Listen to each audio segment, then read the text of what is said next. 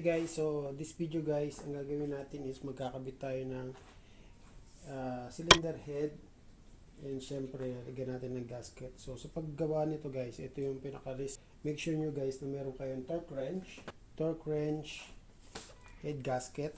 So original to guys. Lagi kayong magpapalo guys sa repair manual. So pagkabit nito guys, meron tayong kailangan tandaan lang dito guys. So kung nakikita nyo dito sa may head nya, yung pinakadulo ng dalawang lalagyan natin siya ng sealant taas at saka baba, okay?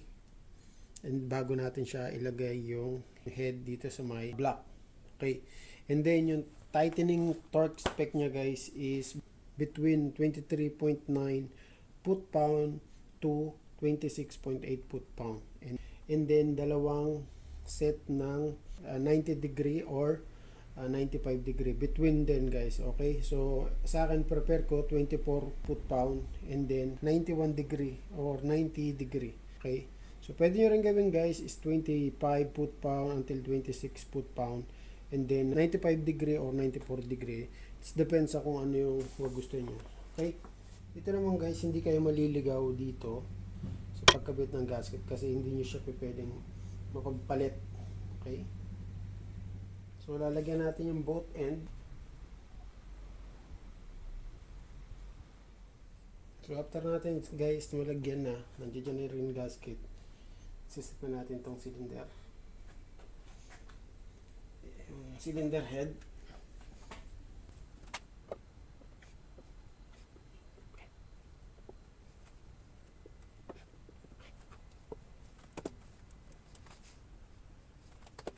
Madali rin guys ikabit yung cylinder pag nasa labas yung buong makina para maibabalik yung bolt kung saan ko siya tinanggal.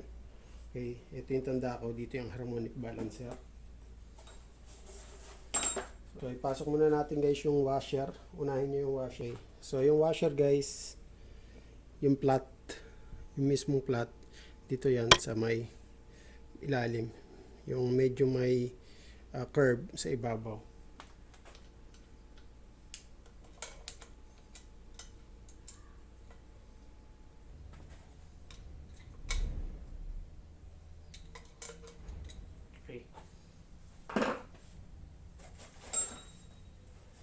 Then guys, apply kayo ng oil.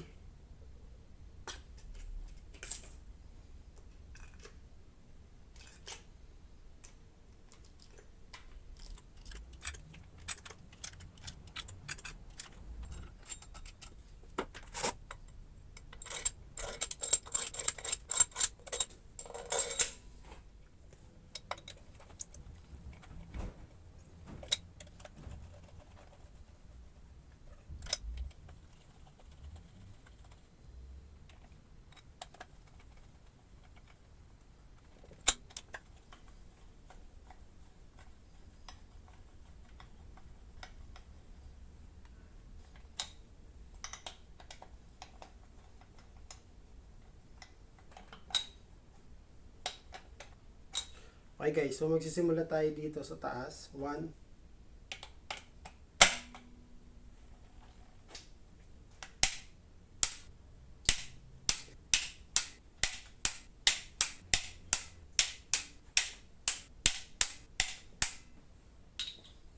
so ganun pa rin tayo guys, ganun pa rin yung sequence natin. Okay, okay, so dito tayo magbe-base guys sa nakaturong yan.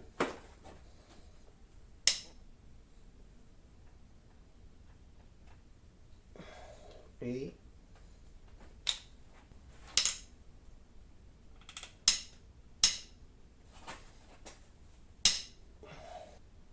make sure nyo guys na nakapasok maigi yung para hindi nyo ma-lost thread.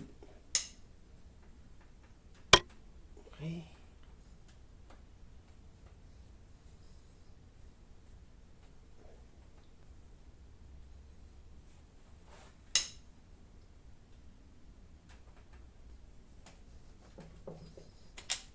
number 8.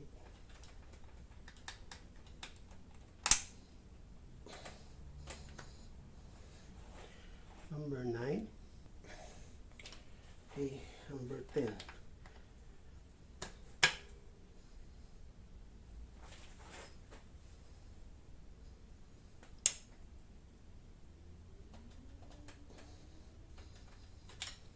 So yun guys.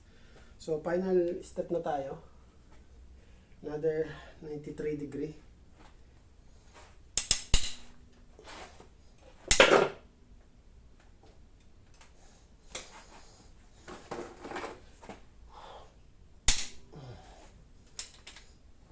Okay. So hey guys, tapos na tayo. So, kabit na natin yung head bolt and head cylinder, nakabit na natin. So guys, kakabit naman natin yung camshaft. So, kailangan pa rin natin dito ng torque. String niya guys, kakabit nyo to kung saan nyo to kinuha. Para hindi na kayo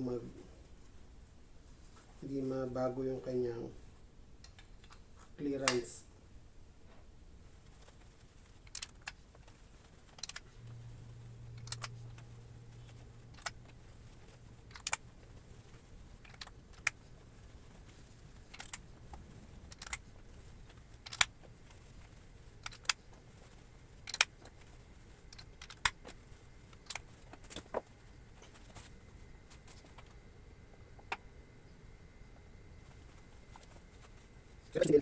Yung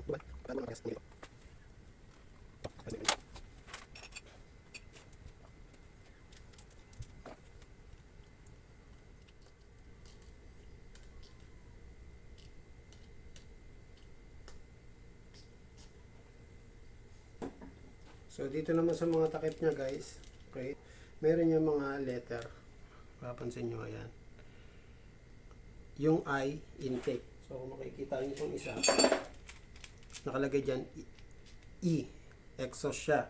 Okay, so saan yung intake nyo dito? So yung intake nyo lagi sa mga bagong sasakyan, nasa harapan ng makina, hindi dito.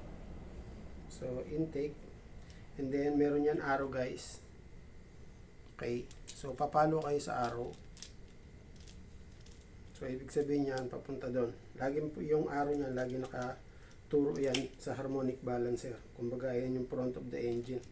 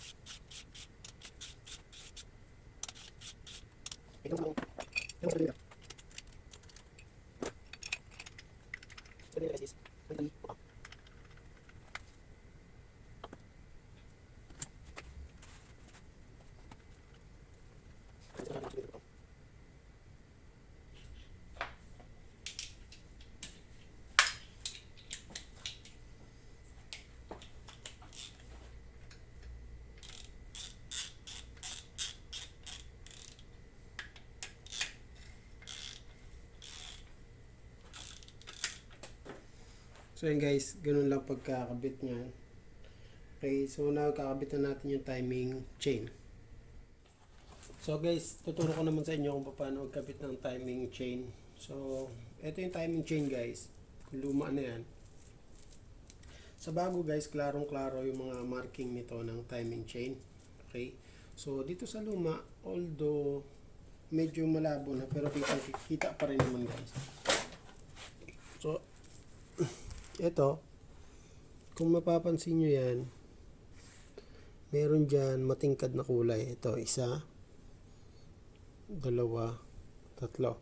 So, ayun yung timing mark ng ating chain. So, gagawin nyo, is iikutin nyo to, imamatch nyo itong mga to. Meron yan ditong guwit, tsaka dito, yan. Pantay dapat yan. And then dito sa may ibabaw, ayan to. May tuldok yan dito. And then sa may ilalim. So, Kakabit muna natin to guys. So, kunin nyo muna yung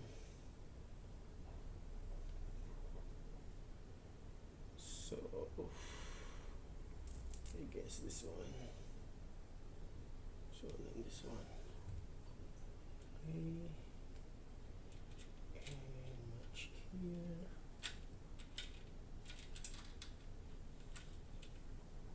Okay.